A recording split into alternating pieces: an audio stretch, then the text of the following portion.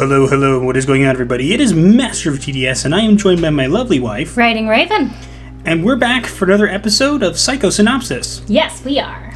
Now, happy 4th of July to all of you out there. Indeed, happy Independence Day, America. For those who celebrate, anyway. We're recording this in a slightly different location than we normally do, given the circumstances. So Yes. if there's any unnecessary background noises, I'll do my best to take them out.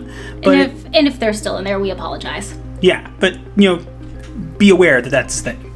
But otherwise, this is a segment where we basically summarize all the Psycho for you, because we find it fun to do that, I guess. Yeah. Alright, so let's jump into the stuff. We got a couple things to cover today. First on the list is the new and upcoming Aliens series. Okay, and as you can see, it's my little thing was a xenomorph with rainbow hair saying, "You are too white." You are too white. Thanks for that, honey. You're welcome. I'm gonna sit over here now. Hey, come on, you did it earlier too. Fair.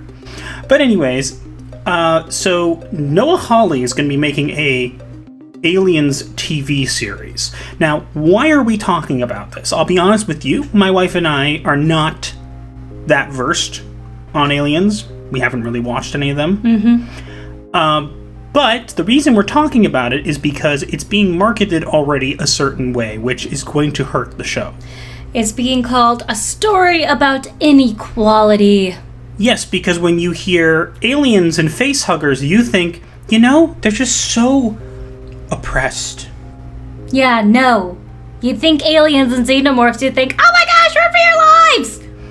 Yeah, but apparently Noah Hawley doesn't think that. Now, I have heard that Noah Hawley's, pretty good, so the show could still be very good. Yeah, if it's written well. But, if you're going to market it like that, that's just not a smart marketing plan. No, not at all. You're trying to, get, diversity points or whatever it is, and by doing that, you're just going to be isolating people and repelling the same people you want to come watch. Pretty much. Not a good plan. Yeah, it's just not really the best way of approaching this marketing scheme again. The show could be very good. Yeah. But, I just wanted to make that picture to have a little fun with it, and we did want to cover it because, it's something you want to... We'll definitely keep an eye on it. Yeah, it's just one of those other stupid things that happened this week. That, and also, it's a really bad way to market anything. No Just kidding. don't do it. Yep. And next we have Brie Larson quits YouTube, finally.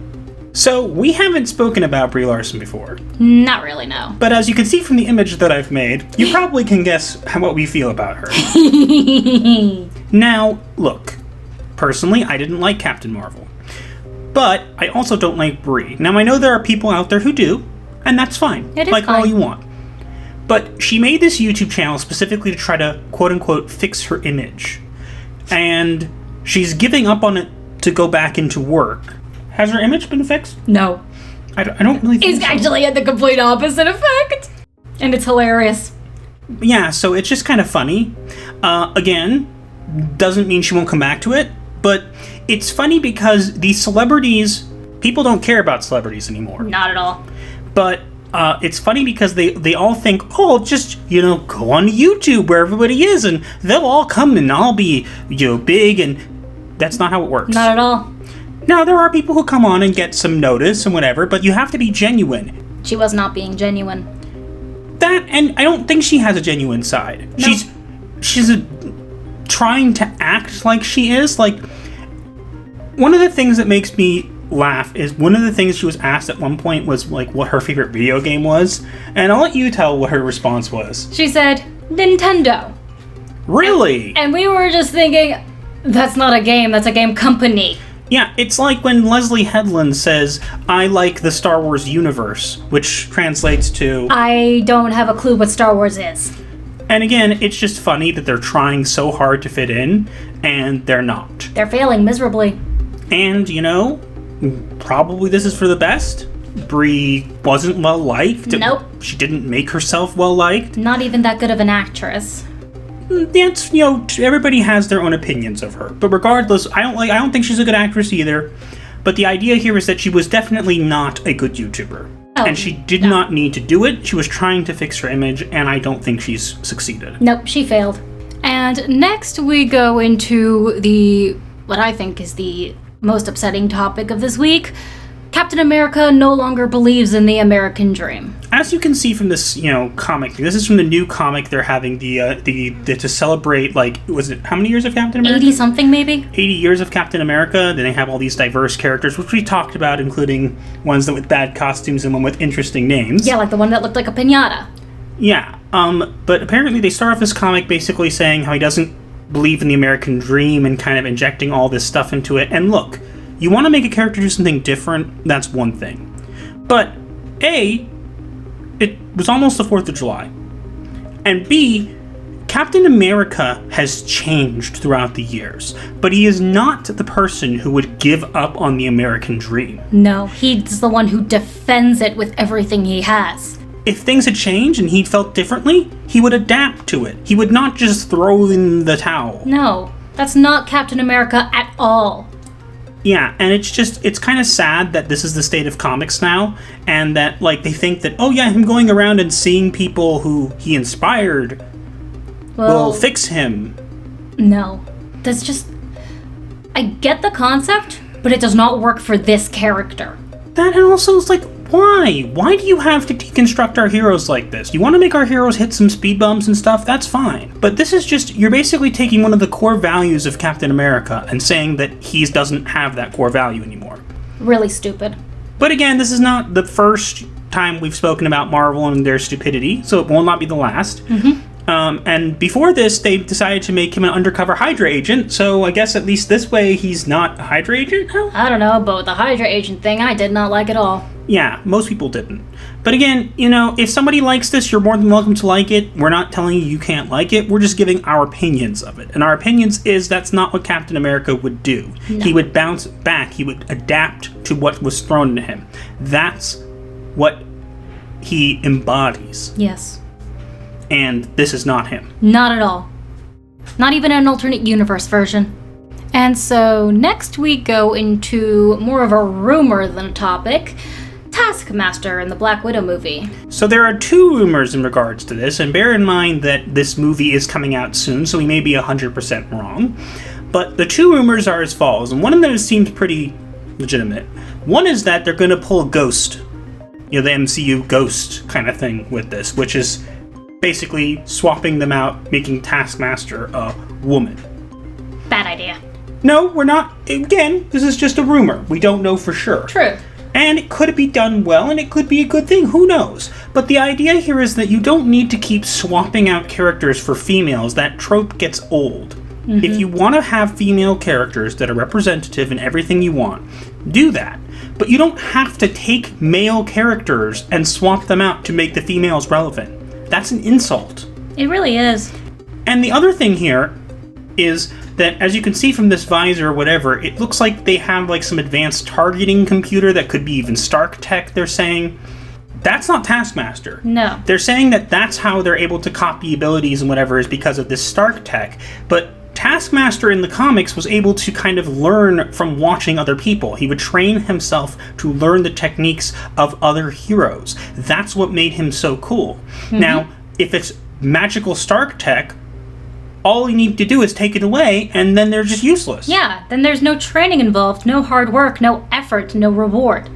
Yeah, and again, this part we're pretty sure of, but again, about the, woman or whatever, we're not saying that this can't be a good movie or the character can't be a good character. We're saying that this trope of switching out males for females is really, really getting old. Yeah. And that you keep disrespecting the comics. I'm not saying you have to make everything comic accurate, but come on. At least respect the source material. It's Taskmaster. You could have done such a cool job with this. You could have brought him back. This makes it that anybody could be Taskmaster. And yeah. I think that's kind of silly. Defeats the purpose of Taskmaster. Again, it can be done well. I don't know how it's going to be done. I haven't seen the movie. Nor I. But it's just sad that this is the state of how comics and everything has fallen to, especially in the MCU. And it would not be surprising for me if it is a woman. And it would not be surprising if that's, where the powers come from, because that's kind of how Marvel does things. And again, it could be pulled off very, very well, and people may like it. But personally, as someone who's read the comics, seen what Taskmaster is, this disappoints me. Same. And so now we move away from Marvel and get into Star Wars. So, it's always a great episode when we talk about Star Wars. We usually talk about Star Wars here. That's true. So we're going to be talking about Trisha Barr. She is a writer for Star Wars, and we are touching on the fact that last video we talked briefly about how they're changing the name of the Slave One to Boba Fett Starship, because apparently that's a better name. Because Slave is problematic. Yeah, and so Trisha Barr couldn't leave well enough alone, and decided that they would come out and say the following. I will say it again, because it's canon is the single biggest obstacle against writing the course on representation and inclusion. Slave anything as a marketing ploy in Star Wars is inappropriate. I heard a while ago that this was the franchise position now, as it should be. Second part of the tweet, I can understand. Saying that, it's because it's canon is the single biggest obstacle. No. How about this? Instead of looking at it as an obstacle, work with it and use it to become the vessel of your representation and inclusion. Then it will go over well. When you completely disregard what came before. And I'm not saying you have to be beholden to every single detail. Things change. Mm-hmm. But when you disregard it and don't even show it the basic respect that it deserves, you are telling the fans who have kept it alive so that you can have a job that they don't matter.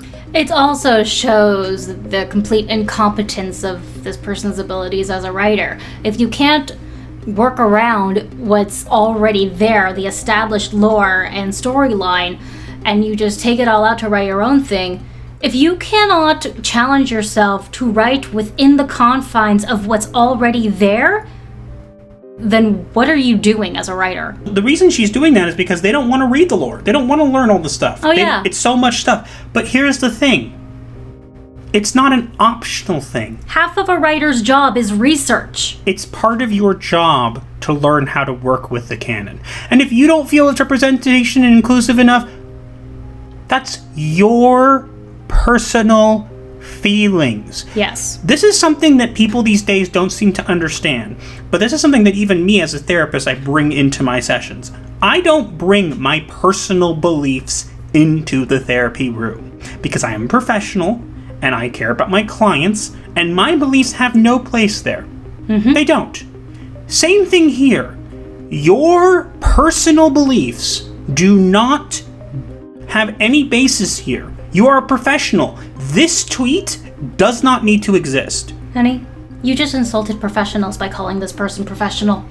I think that maybe they could become one if they were willing to stop looking for all the problems with things and instead figure out how to work with what they deem problematic and be okay with it. Mm-hmm. It's not problematic.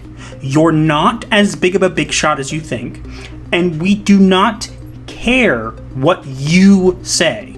You can change things, force it in as much as you want, but fans will not like it. And we've shown you over and over again.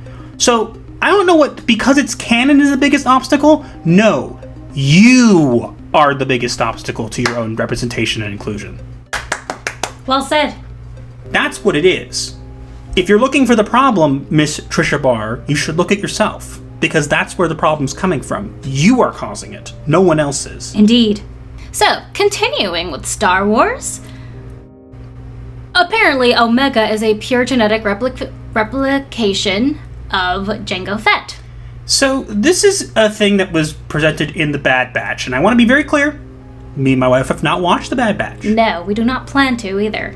And so, if somebody's upset that we have an opinion on something in The Bad Batch, that we haven't watched it, too bad. We don't care. We're letting you know. Don't like it? Don't watch. We just saw this and thought it was stupid, so we're talking about it. They're saying that Omega is a pure genetic replication from Jango Fett, and that the only other one that exists is, of course, Boba Fett. Yeah. If she's a pure genetic replication of Jango Fett, A, she would not be blonde, and B, she would not be female. That, and also, it just goes to show you there's this seemingly this trope within Disney and within other franchises, is that they keep claiming they want to create new things, new characters, new. But then what they do is instead of doing that, they belittle the old characters and then somehow make this person connected to them. Oh, Boba Fett, people like Boba Fett? Let's make her have a sister. A twin, like a pure genetic replication twin. That's not necessary. It's really not, and it makes no sense either. Yeah, but also it's not necessary because if you really are, sure of your writing abilities and who you are and your job and your line of work, you'd be able to take this character and transform them into a classic character without the need to connect them to other things. You don't need to do that. No. And then you get mad when fans don't like it because you don't even try to do it well. It doesn't even work with the story of Boba Fett. He was Jango's payment for offering his DNA for the clone army. The Kamino Prime Minister said Fett demanded only one thing, an unaltered clone for himself, meaning he wanted a son, and the best way he sought to get one was to have a clone given to him for him to raise. Yeah, and this is not at all relevant to this. No. It's not. And again, you do not need to do this. You connect them. You didn't even do it well. No. Where's the explanation? Maybe there will be one in the Bad Batch coming up. We don't know. But the thing is, if you're going to go out of the way to do this, at least do it well. They don't even try. No. They don't even try. Like, for example, the best example of this is Rey Skywalker. Ugh. She didn't even do anything. She just takes the name. What? And then afterwards they're trying to justify it. No, that's not how it works. No. That's not how it works. No. You don't get to just tie things together and say, it works because I said so. Nope, not how it works at all. If you're not going to, at least try in creating characters like this, then you're a disservice to the industry. And that's being nice. As a writer, I concur. Learn how to write. And so, continuing the Star Wars discussion. Star Wars Visions, the Star Wars anime. Yeah, so this is going to be like a short series on Disney Plus. It's going to be like a Star Wars anime. Now, we're not even going to touch the whole them trying to make their way into anime because it's popular, because they failed. You can't just disguise your comics or your books or whatever as anime and think that people are going to care. We don't. But, looking at this, I'd actually see some promise here. The animation style is very good. Yes, you can obviously tell they're going for a Japanese samurai take. As you can see, those other lightsabers are katana-shaped, and that Jedi does look like a samurai. Yeah, and it looks good, and they got people who know what they're doing behind this. But, I'm going to reserve judgment, obviously, on it, but from what I'm seeing, it looks good. Yes. That doesn't mean the story will be. We'll have to wait and see. If the writing is good, then it may be worth a watch. But the thing is, if this is just we realize this anime stuff is important, so we're just gonna, just take that anime and we're just gonna, make manga and make anime and we're just gonna call it that. That's not how it works. No, manga and anime are popular because they are written well. So just changing the style or whatever isn't gonna work. Now again, as I said, reserving judgment on this, it looks very good. And they got people on it who I know to be good at this kind of stuff. Yeah. So we'll have to wait and see. But the idea here is that I like what I'm seeing.